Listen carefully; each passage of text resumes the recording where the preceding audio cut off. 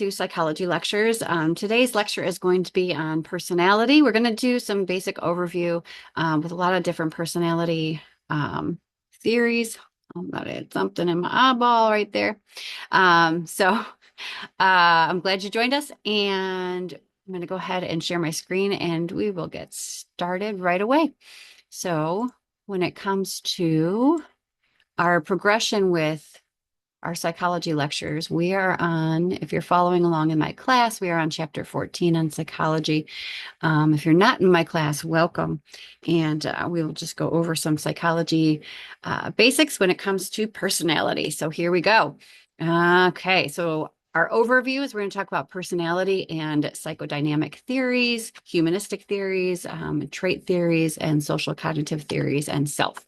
So we're going to begin with the ABCs of self conceptualization and personality formation. So when we talk about ABCs, we're talking about affect, behavior, and cognition. Affect are those things that include our emotions, our feelings, our moods. Feelings, emotions, and moods influence behavior and thoughts. I mean, that's pretty common knowledge. So when it comes to emotions are often a combination of physical reaction responses, oftentimes innate and instinctual. They come and go, right? And they include feelings.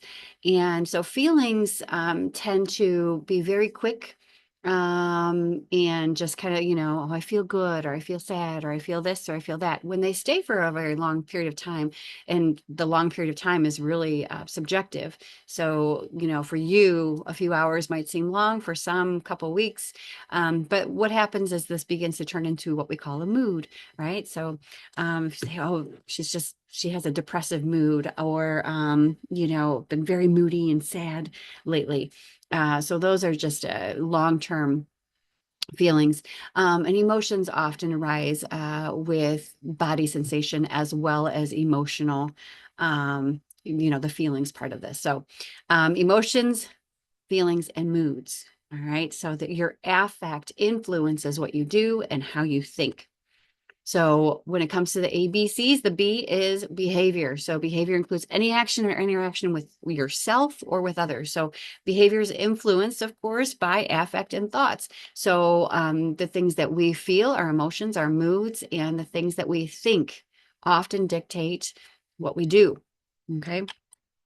And then, of course, the C of ABCs is cognition, and cognition are those mental processes that include thinking, integration, and innovation.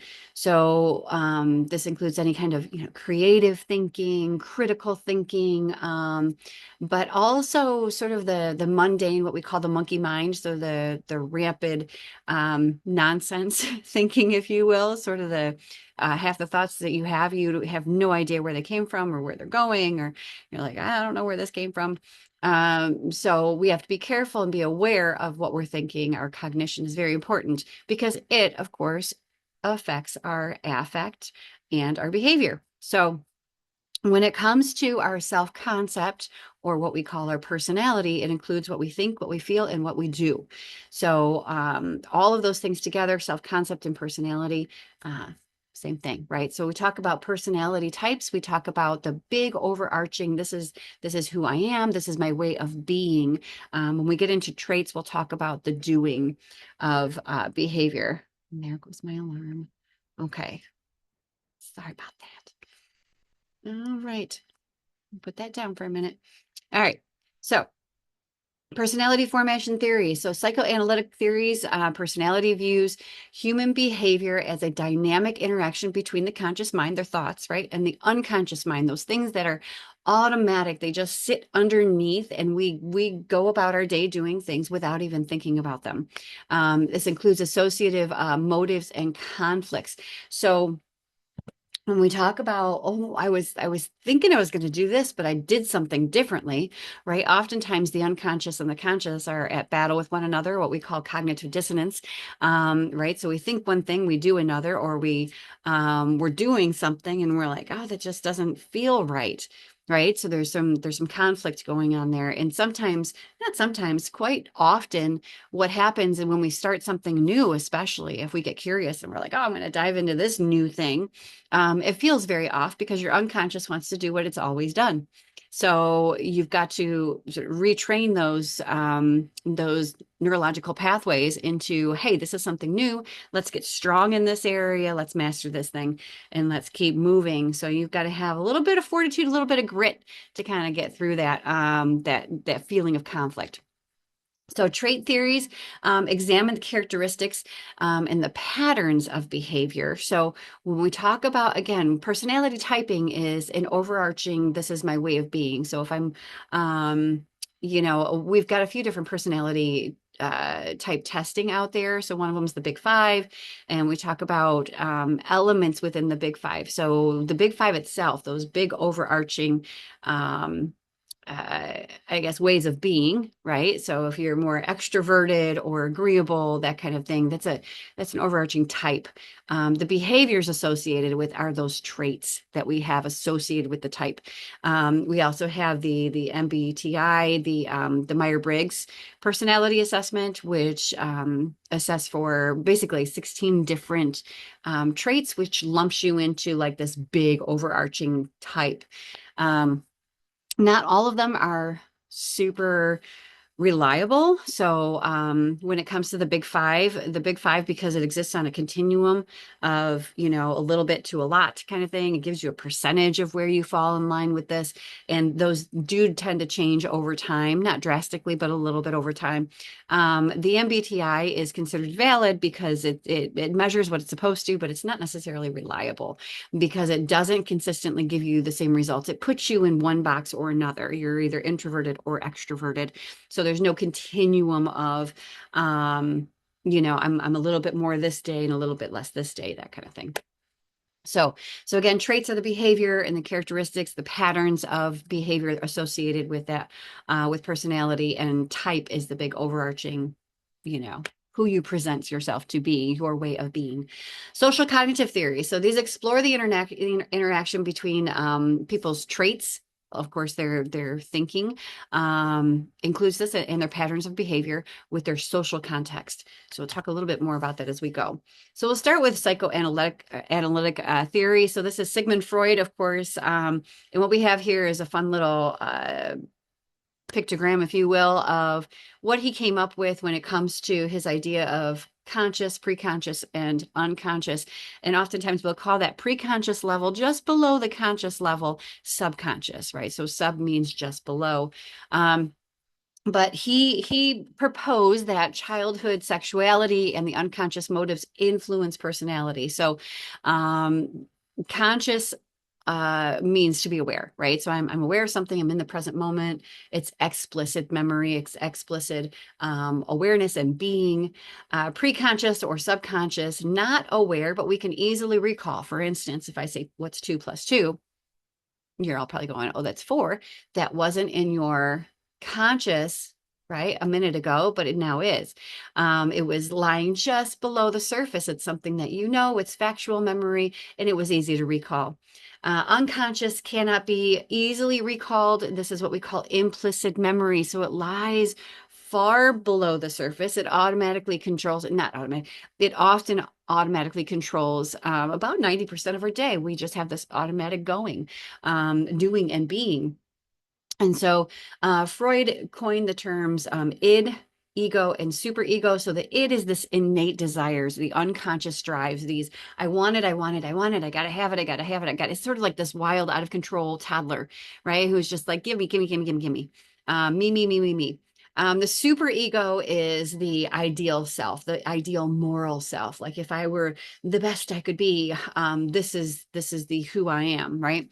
And the ego is this middle ground that keeps the ego, or keeps the super ego and the id in check. Basically, okay, you can't get everything you want right now. We're going to balance this out with some critical thinking, and this is going to bankrupt us, so let's not. With the super ego, with this is for the highest moral being and doing that I can possibly be and do, right? So when this goes unchecked, we often see great deals of narcissism, just far beyond, right? So this is very self-driven. So the highest ideal. So the ego says, all right, super ego and id, we need to keep y'all in balance. We need to be moral. We need to have some sense of an ideal self and drive for things of meaning and purpose. But the id, of course, you can see in the pictograph here, in the visual, that the id is completely submerged under the unconscious level here. So according to Freud, our id, or our gimme, gimme, gimme, gimme, gimme little toddler, is kind of controlling things a little bit under the surface, right? So that little selfish piece there. And then the super ego is about half that, like, we need to be doing more for the highest good. So Freud also said the unconscious is a reservoir of mostly acceptable thoughts, wishes, feelings, and memories. So contemporary psychologists refer to the unconscious as information processing in which we are just unaware. So Freud developed this theory of psychosexual development, and said we've got these different stages, and if we don't adequately satisfy each of these stages, then we get fixated. We get stuck in these stages and they turn into bad habits, bad ways of thinking, feeling, and doing. So the first stage is oral development, so 0 to 18 months, and then anal development, 18 to 36 months, phallic development, 3 to 6 years, latency, 6 years to puberty, and genital puberty and beyond. So several contemporary psychologists have sort of debunked this whole idea of psychosexual development. There might be a little bit of truth somewhere in there, but that is to say that when it comes to the study of the unconscious, the conscious, the subconscious, or what he calls preconscious, a lot of that was discussed first with Freud, or at least explicated with Freud. So he went on to explain what he calls the Oedipus complex, which is a jealousy of a father that lusts after the mother. So this would be a male that is jealous of his father, and then basically wants his mother. So identification happens later when feelings of jealousy have been repressed, where one identifies with the same sex parent. So identification then begins to happen. So after a while, this jealousy sort of dissipates, right? And then the son will identify with the father as a maybe not necessarily an equal, but a source of authority, and a little more equal footing. And then fixation, getting stuck in a particular stage that later shows up as a maladaptive behavior. So overeating, smoking, this kind of thing. So if you get stuck in the oral development stage, right, you get fixated on these things, according to Freud. And then defense mechanisms, so tactics that reduce or redirect anxiety by distorting reality. So Freud asserted all defense mechanisms are unconscious. So basically, we're faced with something that we don't like, and we're like, nope. We're going to redirect that towards something else. Repression. So this banishes anxiety, arousing wishes and feelings from the conscious. So repression is basically I don't want to say stuffing down, because that would be more suppression, but repression is an automatic taking down of certain things that we don't want to think, feel, or do. So they get kind of trapped in that unconscious level of implicit memory. So we talked a little bit about that in our discussion on stress and health. So projection, disguising one's own threatening impulses by attributing them to others. So if I'm feeling disgusting and I'm like, they're disgusting and whatever, and I start calling everybody out for what I'm doing, that's projection. Displacement, refusal to believe or even perceive painful realities. So just like, nope, not going to go there.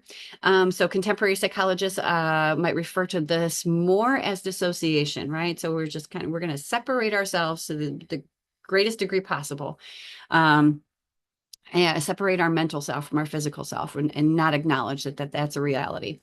Rationalization, offering self-justification or justifying explanations in place of a real, more threatening, unconscious reasons for one's actions. So we tend to rationalize things all the time. No, no, it can't be this thing. It's got to be this thing. So oftentimes this happens when people are accused of crime. Maybe they're close to us. Maybe they're an upstanding member of society, and you're like, that could not possibly have happened because they did this and did that, and it's amazing. We don't want to believe that there are evil people out there pretending to be awesome and wonderful. So Carl Jung, also psychodynamic theorist, he was also a bit on the humanistic side of things too. So he kind of skirted the line just a little bit. He talked about the collective unconscious. This is the concept of shared inherited reservoir of memory traces from our species history. So this is what he would call inherent wisdom. The things that you know that you just have no idea why you know them, or you've got this instinct, right? This inherent wisdom to be like, ooh, that is not the right way to go. I'm going to go this way because that's what my gut's telling me to do. So Carl Jung called this the collective unconscious, and had said basically there's this string of wisdom that just follows from generation to generation. It's what Maslow called tacit knowing. So it's just, I know that I know that I know that I know. No idea how I know it or where I learned it, but it's part of me. It's my innate wisdom. So Jung believed our unconscious contained more than repressed memories through thoughts and feelings, right? So that shouldn't be through, I should say thoughts. So when it comes to the unconscious sort of reservoir, what he was talking about, right? It contains not just thoughts and feelings, but also sensations in the body. When we talk about our gut feeling, there are literal nerves around your organs that help you sense when things are feeling right or when things are feeling wrong. So you get a sense of feeling happy in your gut or around your heart, or danger around your stomach and your intestines, right? So we believed that the unconscious contained more than just thoughts and feelings. That these things did appear in our body as well. Contemporary psychologists do not fully subscribe to Jung's theory, but do assert that epigenetic factors play a role in ancestral gene expression. So what we call generational expression. And so in the trauma world, we call this generational trauma. So when we see the same maladaptive traits being passed down from generation to generation, we see this as an epigenetic expression. And Carl Jung, of course, this was a little bit before we were talking about epigenetics and gene expression and all of that, called it the collective unconscious. So we're talking basically about the same thing here, but a little different directions coming at it. So contemporary psychologists assert that the unconscious involves the schema that automatically controls our perceptions and what does that say? Interpretations? Yes. Yes, it does. I can't read today either. So the schemas that automatically control our perceptions and interpretation. So when it comes to our unconscious is built by what we've already experienced, what we already know. It's built by the neurons that have already fired and wired together, that have already created these massive, very strong neural paths in our nervous system. So of course, our unconscious is going to shape how we perceive and process our reality, right? So the way that we take in sensory information, the things that we hear, see, taste, touch, smell, all of those things are perceived a certain way because we've already experienced them to some degree and associated with something else. So if, for instance, the first time that I tasted mashed potatoes, I threw up, my then later perception of mashed potatoes is going to be skewed or shaped by my experience of that first, experience with mashed potatoes. So this is what we call priming. So the priming by stimuli to which we have not consciously attended. So we don't necessarily go back and say, oh yeah, at 2 years old, I threw up on mashed potatoes, so I never had mashed potatoes again in my entire life. That's priming, but we don't necessarily sit back and analyze those things or become self-aware of why we do why we think or why we feel the things that we think, feel, and do. So those get stored in the unconscious and we just automatically roll with it. So flow of information goes to the right side of the brain first, activating emotionally charged implicit memory. So when sensory information is coming in, it goes to the amygdala. The amygdala sets off a signal or not, right? If it's a signal of danger, then it'll activate the autonomic nervous system saying we need to fight, we need to run away, we need to play dead, whatever the case might be. Smell is the only sense that we have that does not go to a little part of the brain called the thalamus.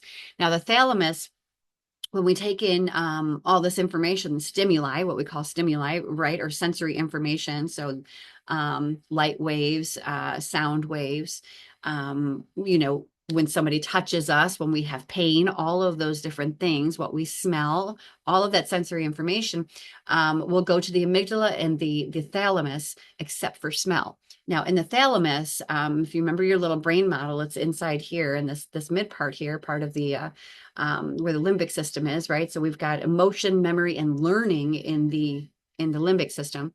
So the thalamus, what it does is it's got relay neurons. So if you imagine a relay runner, right, they've got those little batons and they're just hoofing it. And then the next person in front of them, they start running ahead of them, right? And they grab the baton and then they're running with it. Well, imagine that second runner is a relay neuron. Okay. So sensory information is coming in, let's say through, through pain, right? So we've got some sensory information coming through our nerves. Okay. Maybe we just cut our hand. It goes to emotion that hurts. Maybe it sets off the autonomic nervous system. Do I freeze real quick? Goes to the thalamus to hook up with a relay neuron that says, we need to send this information to your motor neurons, which sends the information then back through your nervous system and into your muscles, your skin, all of the things that you need to maybe the knife's still sitting there, right? That you just cut yourself with. Maybe you need to retract your hand real quick. And that's what happens too. If you leave your hand on or touch a hot stove, right? It's instantaneous. It's very, very quick processing that happens. So the sensory information that is coming in goes to the right side of the brain first. So we automatically get emotional, we get reactive, responsive, and then we think, because it doesn't travel to the left unless the corpus callosum is fully intact. We're fully online and functioning. The corpus callosum is, of course, in that mid part. It goes up and then it spreads out between the left and the right. And this is our communication center. So if I get snagged in the right, if it's overly emotional, it might be a while before I can actually logically think about what's happening or what has happened, because language and logic really reside on the left. So we've got to be able to communicate from one side to the other. But if it's emotionally charged, snagged on the right. So I hope that made sense. If it didn't, go back to the lecture on stress and health, and you'll find that there too. So our contemporary psychologists assert the unconscious involves the implicit memories that operate without conscious recall, even among those with amnesia. So those who do not remember their memories, maybe they've repressed a lot of the memories, right? And this is done automatically. So again, suppression, I did it on purpose. I put it away. I was like, yeah, I remember that, but I don't want to remember that. So I'm just going to not think about it. And repression it's an automatic process. And our minds do that automatically when things are too overwhelming, when they are emotionally overwhelming and sometimes physically overwhelming as well. So it will actually remove the mental self from the physical self. And when that happens, it's often associated with amnesia. They have gaps of time that are just missing.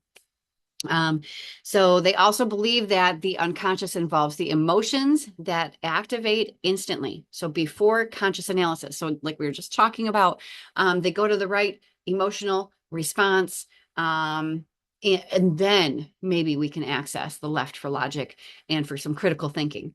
The stereotypes, that implicit prejudice that automatically and unconsciously influence how we process information about others.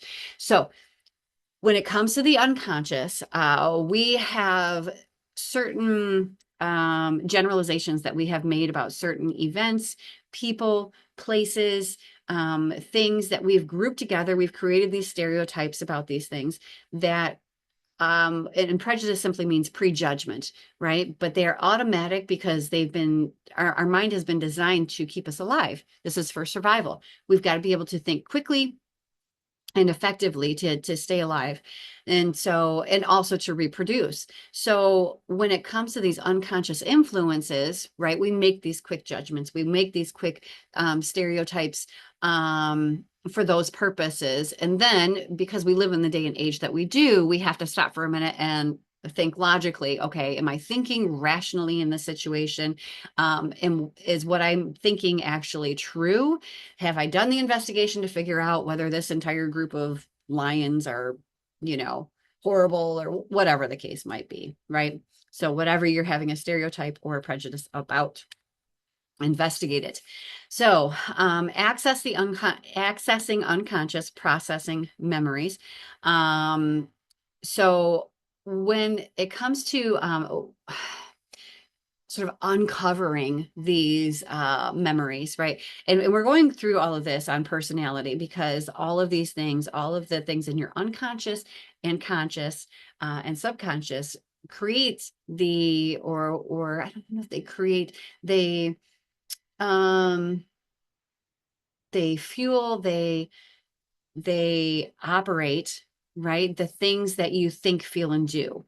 They are the mechanism by which your personality is developed and expressed. So when we talk about the things that are buried in the unconscious, it's going to be important to actually talk about memory, the things that we don't necessarily remember, as well as the things that we do. So in order to uncover unconscious processing or memories, or what we call implicit memories, there are a few tactics that psychologists like to use. One of them is thematic apperception test. So the TAT, I'm not sure if I pronounced that right. It's a projective test. So pictures are shown and a story is told based on that picture. So if you've got just a very basic picture of a little boy and a dog, and you show it to a client, and then the client has to make up a story around that little boy and the dog. And the story that they make up, the meaning that it has, is often then applied to their unconscious or their hidden memories, their implicit memory. The Rorschach ink blot test. So this is a picture is shown, a word is given, and the word is assigned meaning. So you show a very sort of abstract picture to a client. The client will give you a word, and then from there, they'll give a meaning for that word or assign a meaning for that word. And the therapist might help them out a little bit with this too, giving them some options for that. And again, these are said to sort of help clients uncover or dig a little bit deeper in their unconscious. So humanistic and trait theory. So our humanistic psychologists include Abraham Maslow, Carl Rogers. I would add another one in there, Alfred Adler. So these were pioneers in what they called third force psychology. So, or humanistic. So the way people strive for happiness, self-determination, self-realization, self-actualization. So really it's the idea that people are born innately good and that they have an internal drive to reach their highest potential. And highest potential, of course, is an ever-moving scale. And so Maslow's hierarchy of needs goes to self-actualization, but then he wrote later on about self-transcendence and peak experiences, which was really fascinating. So if you get a chance to actually read it, he wrote several books after he wrote the basic one on the motivation drive theory and all of that stuff. So, or his yeah, so his hierarchy of needs. So, so his earlier writings began in the 40s and 50s, but his later writings in the 60s and 70s really went beyond. So he talks about self-transcendence, which was, when we talk about transcendence, it means beyond, right? To go farther, to go farther, to go farther. So meaning, purpose, and identity beyond oneself. That means we've taken our personal ego, super ego, and id out of the picture and gone beyond that. So And we often find that there is a constant striving for this. And part of that is developing and becoming one's full potential. So the becoming of it is what's important. All right. So Carl Rogers came up with what he calls the person-centered perspective. So when we talk about this in therapy, we talk about, oops, I go back. Talks about, I was just trying to move my little face here. Here we go. Acceptance. So when people are accepting, they offer unconditional positive regard, an attitude of grace that values, even when you're telling them crappy things, right? So when it comes to unconditional positive regard. So unconditional means we remove all the conditions. That means it doesn't matter if you didn't bathe that day and you're stinky, or if you're just told me you murdered your cat. To some level, right? We've got an attitude of grace that values who they are as a human being, that goes beyond our personal feelings, right? About who this person may or may not be. Genuineness, or what Maslow would call authenticity, is a huge component of this. So when people are genuine, they are open with their own feelings, drop their facades, and are transparent and self-disclosing. So when it comes to the ability to actually help people open up and get to the root of unconscious drives, being authentic is a major part of that. Empathy. So when people are empathic, they share and mirror others' feelings and reflect their meaning. So if you've ever been told you're an empath, when you can feel other people's energies, right? When you can sort of match them and then reflect, like I hear you're saying dot, dot, dot, whatever it is, or I can feel that you're sad right now. So empathy is a big part of that. And then so Carl Rogers says, rarely do we listen with real understanding, true empathy. So that is Carl Rogers. So when it comes to personality and trait theories, trait are the characteristics, the patterns of behavior, or a disposition to feel and act in a certain way, as assessed by self-reporting inventories and peer reports. So basically a bunch of people who took personality tests and said, I'm this type of person, right? I'm more extroverted. And then these were the traits that were associated with that. I go to parties, I get energized from groups, I seek out new friendships. I tend to be, the life of the party. So in the unabridged dictionary, there are nearly 18,000 traits associated with personality. That's a lot.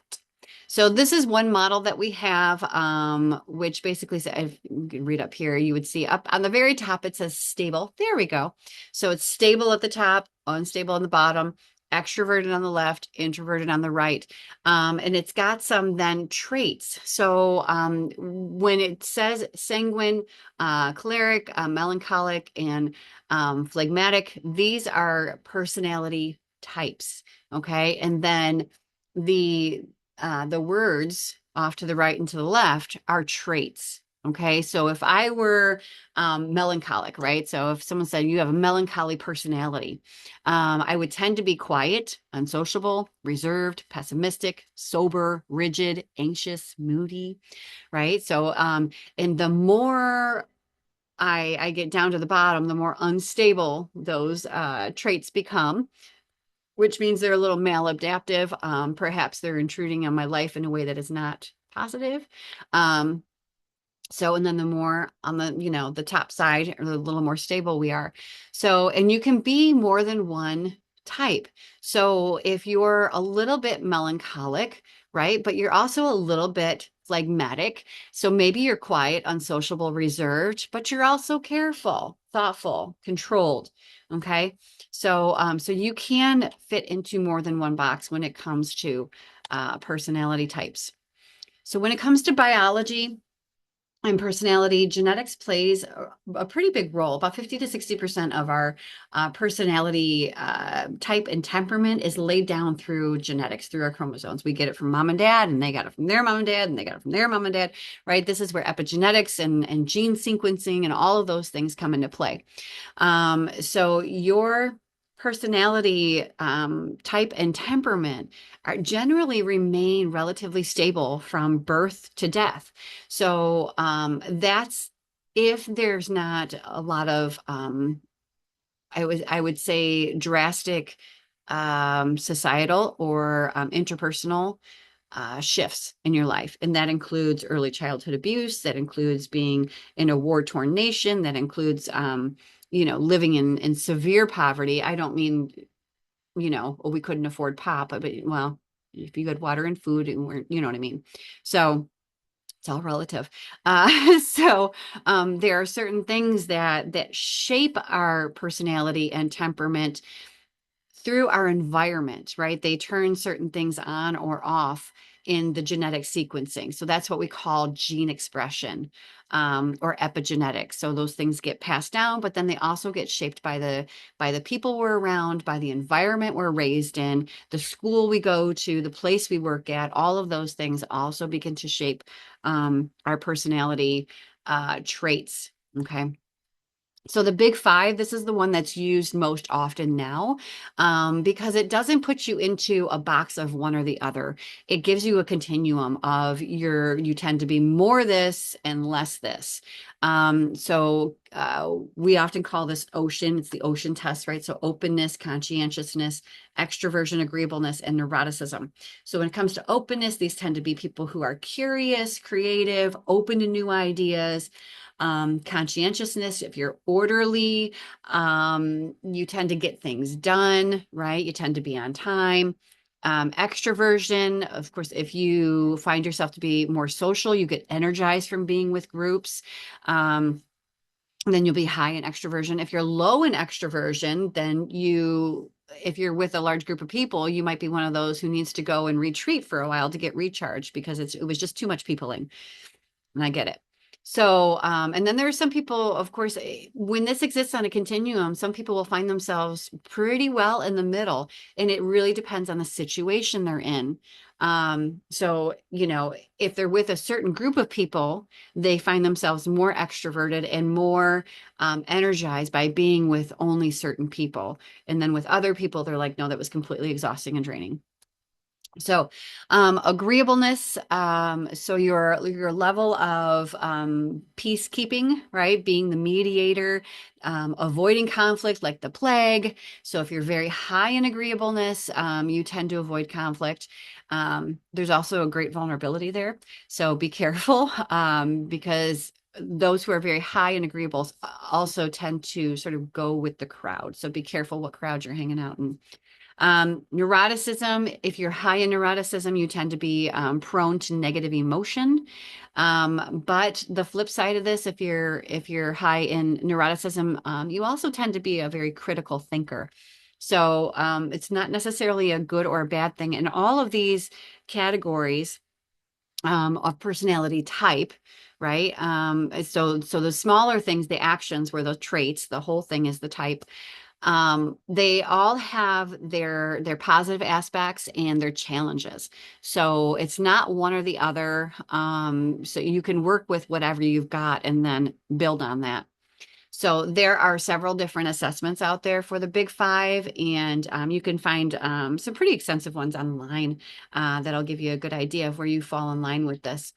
So social cognitive theories. So when we're talking about the environment, I'll talk about society and social aspects of things. So social cognitive theories views behaviors as influenced by interaction between people's traits and their social context. So one of the experiments that was done, I believe this was back in I think it was the 70s or 80s. This was Albert Bandura's Bobo the Doll experiment. So I know television was part of it at that time. So I'm thinking it was the 80s. I mean, we did have TV in the 70s, but I think it was the 80s, if I remember correctly. So if you look up Bobo the Doll experiment, you'll actually find it. But what happened is Bandura put a bunch of children in front of adults who were beating up this big inflatable doll, Bobo the Doll. And then they were watching to see if the children would actually mimic the behavior or model the behavior, or excuse me, mimic the behavior that was being modeled, and found that many did. So they found that social influences were a big part of how we behaved, the things that we thought, felt, and did. So reciprocal determinism. So this is behavior, internal personal factors, and environmental factors together. So past experience influences present decision making. So this is reciprocal determinism. If you get a chance, though, look up the whole Bobo Dow thing. And so there were a couple of things that came out of that were really interesting. And one was that the children were not really swayed by being rewarded for not beating up the doll, but they were swayed by being punished for beating up the doll. So the adult that was beating up the doll, if they got reprimanded, then the children were less likely to repeat the process. It followed along gender lines. So when little boys observed men beating up the doll, they were more likely to beat up the doll. And when little girls observed women beating up the doll, they were more likely to beat up the doll too. And the opposite was not true. So when the little boys observed the women, the likelihood was not as much. So, and then the same thing for little girls observing men. So, it's just a very interesting thing to look up. But basically, social constructivists is what we call the psychologists who believe that the society is the driving factor of personality development and traits. Say that the environment absolutely shapes who we are, how we think, feel, and behave. So, when it comes to social cognitive theory, so different people choose different environments based partly on our disposition, so our temperament, right? So social media, in-person things. So if we tend to be more introverted, maybe we're going to stay at home and find a job that's work from home because that's energizing, that's peaceful, that's calm, that's what I like and I'm used to. So if you're one that needs to be with people, loves to be with people in person, is good for you. And we tend to choose activities and situations based on our personality and our temperament. So our personalities shape how we interpret and react to events. So this is true with anything. We continue to expect people to think, feel, and do how we think, feel, and do, right? So our personality tends to interpret all of the events in our life, the people in our life, based on our own experience and our perception of who we are, how we think, how we feel and process emotion, and of course, then the behaviors that we do. And we tend to, of course, prejudge or judge those who diverge in those areas. Our personalities help create situations to which we react. So our expectations shape our responses and in turn how others respond to us. So when it comes to creating situations, right? If we have a temperament where we are open to or personality type, we're open to new experiences and that kind of thing, then we get more interested and more open to those experiences. So our expectations shape our responses. So if I join in on something based on how I think I'm going to feel and my temperament, my personality is like, yeah, cool. We're good that way. So what we also have is sort of that, why am I blanking? It's that idea that it's a self-fulfilling prophecy. There we go. So if we continue to say things like they don't like me, we tend to act in a way where people then won't like us. So, stop saying that. If you've got somebody in a band, let's say, who says, well, I'm not talented enough to be in here. I don't sing good. I don't play the guitar well, or whatever the case might be. And then they start singing very badly and not playing guitar and then they're asked to leave. And that might not have been the case at the very beginning, and they're missing an opportunity to actually grow and learn. But it's a self-fulfilling prophecy, right? If you continue to say, I can't, I don't, I won't, they're going to do this, they did that, then eventually it's likely to happen. So assessing for social cognitive theory. So levels of what we call self-esteem and self efficacy. So self-esteem is the level of value and respect that I have for myself, but also the level of value and respect that others have for me. How well am I accepted and respected in my community, in my family, that type of thing. But self-esteem has to do with how I take that in, how I process that within myself. Self-efficacy has to do with the knowledge that I can tackle any challenge that comes my way. How well do I adjust? How well am I flexible in certain situations that I can thrive? Does my life make sense, right? Is it coherent? And am I stable, right? Is there a level of emotional stability from one day to the next? But this idea of self-efficacy, is there a sense of mastery over my life, that I've got autonomy, the freedom to choose my life direction and tackle challenges that come my way. Too much self-esteem can lead to an over-evaluation of oneself. And this leads to narcissism, grandiosity, and feelings of entitlement. So be careful, right? We don't want to let the id and the super ego run away with, the checks and balances of who we are, and um, searching and thriving and striving for the highest potential that one can be. Narcissism is often this idea that I already know what I need to know and you can't teach me anymore. Or I'm the best at this and nobody else could touch me.